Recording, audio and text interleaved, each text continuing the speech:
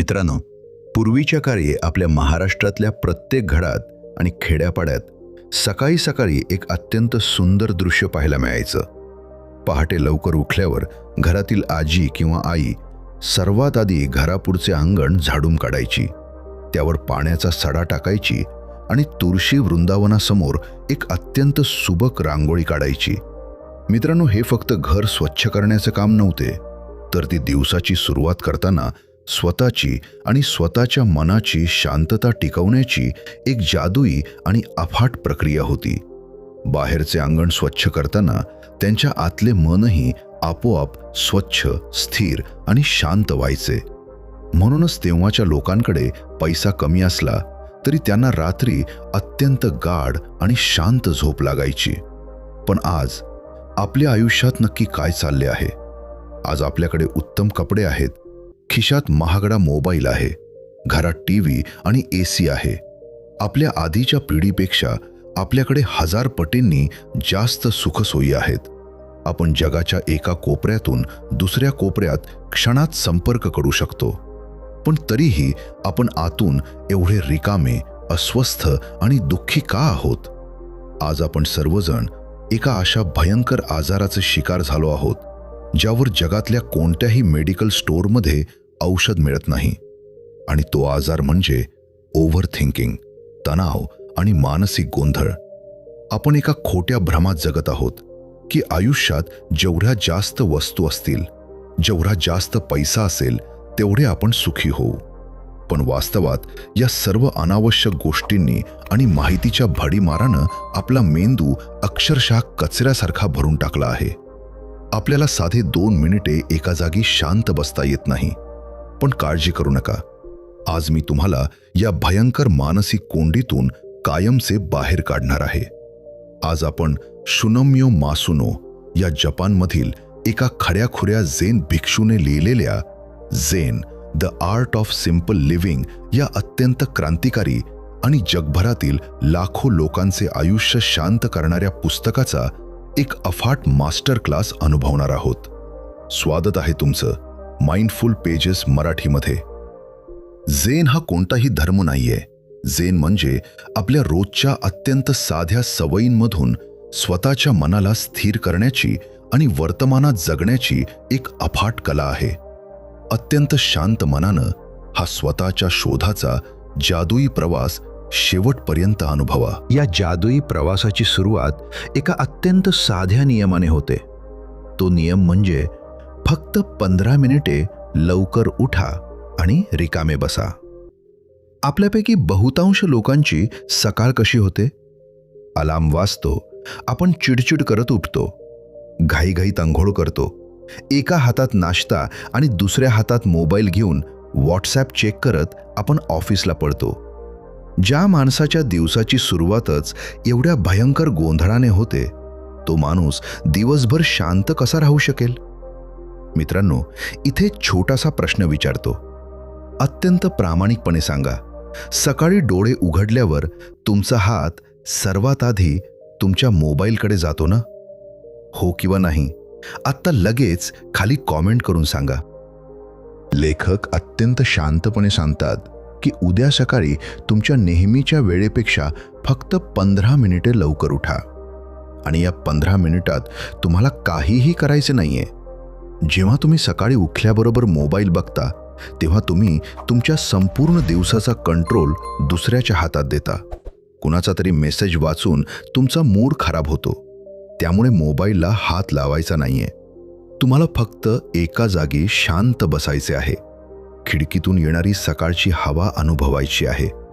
स्वतःच्या श्वासाचा आवाज ऐकायचा आहे. जेव्हा तुम्ही स्वतःच्या मेंदूला ही 15 मिनिटांची निरपेक्ष आणि रिकामी जागा देता, तेव्हा तुमचा मेंदू रात्रभराचा थकवा विसरून एका नव्या दिवसासाठी स्वतःला रिसेट करतो. ही 15 मिनिटांची शांतता तुमच्या शरीरात एका अमानुष बुलेट प्रूफ कवचासारखे काम करते. यानंतरचा नियम ऐकायला तुम्हाला कदाचित खूप बालिश वाटेल. तो नियम म्हणजे स्वतःचे बूट सरळ रेषेत ठेवा आणि तुमची जागा स्वच्छ करा. मित्रांनो, आपल्या जुन्या परंपरेत घराच्या उंबरठ्याला खूप महत्त्व होते. आपली आजी नेहमी ओरडायची की चपला उंबरठ्याबाहेर रांगेत नीट काढून ठेव. यामागे एक भयंकर मोठे मानसिक रहस्य लपलेले आहे. झेन भिक्षू म्हणतात की तुमच्या आजूबाजूला जो पसारा असतो तोच पसारा तुमच्या डोक्यात असतो. जर तुमचे घर किंवा ऑफिसचा टेबल अस्ताव्यस्त असेल तर तुमचे विचार कधीही एकाग्र होऊ शकत नाहीत.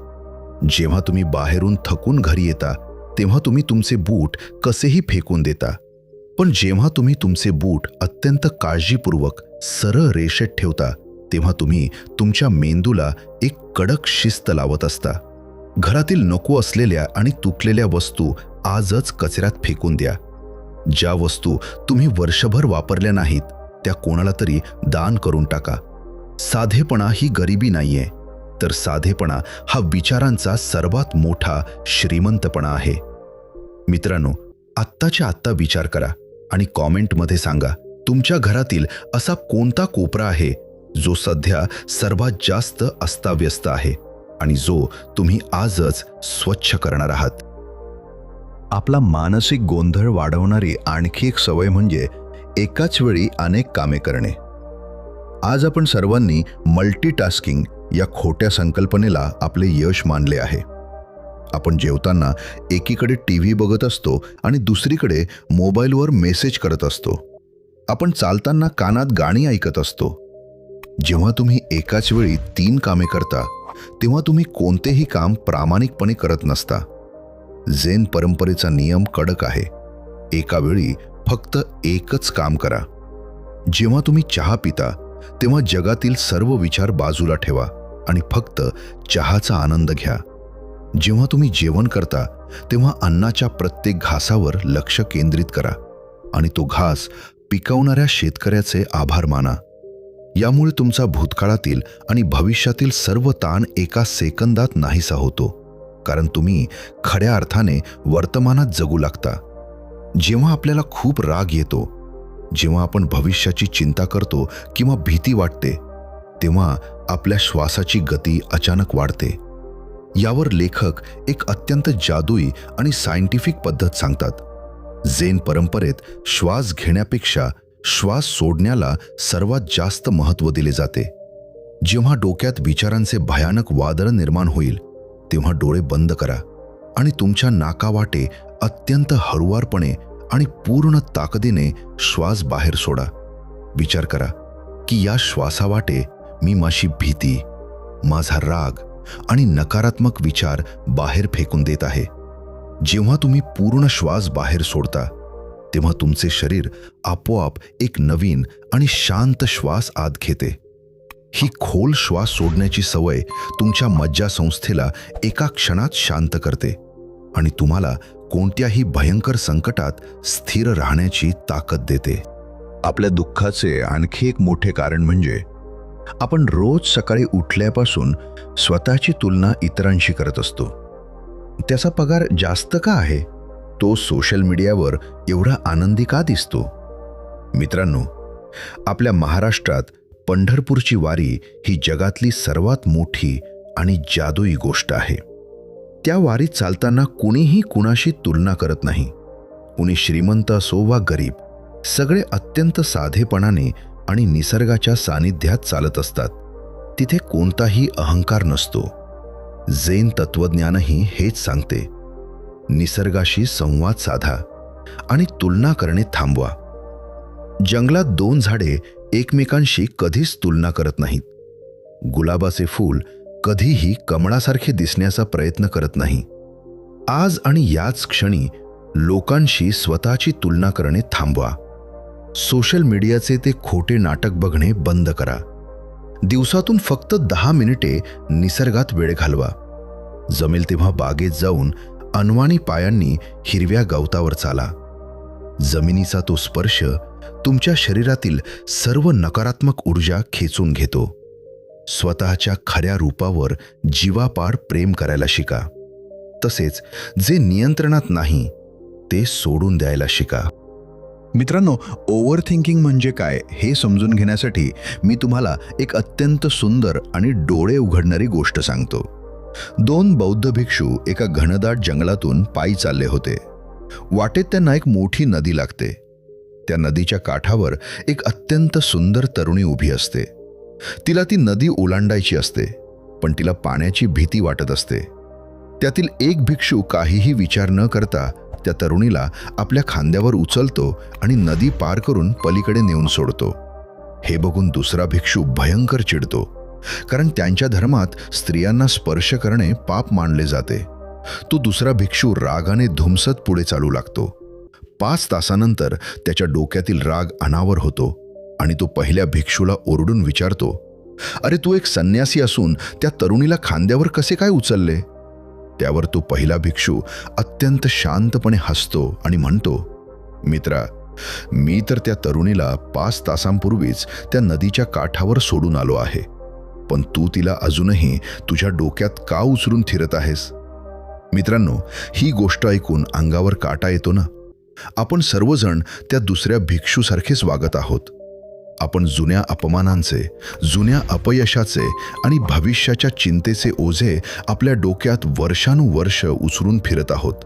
संत तुकाराम महाराजांनी शेकडो वर्षांपूर्वी हेच झेन तत्वज्ञान अत्यंत सोप्या आणि अफाट भाषेत सांगितले आहे. ठेविले अनंते तैसेची राहावे, चित्ती असू द्यावे समाधान.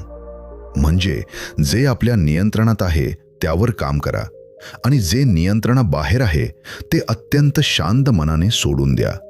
जो माणूस नको असलेल्या विचारांना एका सेकंदात सोडून देण्याची ताकद ठेवतो, त्याला जगातील कोणतीही ताकद हरवू शकत नाही. आणि सर्वात शेवटी, रात्री झोपण्यापूर्वी स्वतःला आणि जगाला माफ करा. आपण रात्री झोपताना ऑफिसमधले अपमान, उद्याची चिंता आणि रागाचे ओझे छातीवर घेऊन झोपतो. शून्यो मासुनो अत्यंत कडक शब्दात सांगतात की सूर्य मावळल्यानंतर तुमच्या सर्व चिंता आणि तुमचा सर्व राग त्या सूर्यासोबतच मावळला पाहिजे. रात्री झोपताना एका कृतज्ञतेच्या भावनेनं झोपा. ज्या लोकांनी तुम्हाला आज त्रास दिला त्यांना मनातल्या मनात माफ करून टाका. त्यांच्यासाठी नाही तर स्वतःच्या शांततेसाठी त्यांना माफ करा. आणि सर्वात महत्त्वाचे म्हणजे स्वतःलाही माफ करा. जेव्हा तुम्ही मोकळ्या मनानं आणि सर्व ओझे खाली ठेवून झोपता, तेव्हा दुसरा जन्मलेल्या आणि अफाट ऊर्जा असलेल्या माणसासारखे उठता. मित्रांनो, Zen the art of simple living हे केवळ एक पुस्तक नाहीये, तर हा ओव्हर थिंकिंगचा भयंकर ताण काढून टाकणारा एक जादुई प्रवास आहे. शांतता मिळवण्यासाठी तुम्हाला हिमालयात किंवा जंगलात जाण्याची कोणतीही गरज नाहीये. फक्त तुमच्या रोजच्या सवयींमध्ये बदल करण्याची गरज आहे. या मास्टर क्लासमधील कोणता झेन नियम तुम्हाला सर्वात जास्त आवडला आणि तुम्ही आजपासून स्वतःच्या आयुष्यातील कोणता फालतू पसारा बाहेर फेकून देणार आहात हे मला खाली कॉमेंट्समध्ये नक्की सांगा. मी तुमच्या प्रत्येक कॉमेंटची वाट पाहत आहे. जर या व्हिडिओने तुमच्या मनातील विचारांचा गोंधळ दूर करून तुम्हाला खऱ्या अर्थाने एक नवी मानसिक शांतता दिली असेल तर व्हिडिओला आत्ताच लाईक करा. जे लोक सतत तणावात असतात आणि ज्यांना रात्री शांत झोप लागत नाही, अशा तुमच्या जवळच्या प्रत्येकासोबत हा व्हिडिओ शेअर नक्की करा. त्यांचा दृष्टिकोन बदलण्यास मदत करा. अशाच अत्यंत प्रेरणादायी आणि तुम्हाला आतून मानसिकदृष्ट्या शक्तिशाली बनवणाऱ्या व्हिडिओसाठी माइंडफुल पेजेस मराठीला लगेच सबस्क्राईब करून बेल आयकॉन दाबा. स्वतःचे आयुष्य खऱ्या अर्थाने आणि पूर्ण आत्मविश्वासाने जगायला सुरुवात करा. साधेपणाचा स्वीकार करा. भेटूया पुढच्या व्हिडिओमध्ये. स्वतःची आणि स्वतःच्या मनाची खूप काळजी घ्या. धन्यवाद. जय महाराष्ट्र.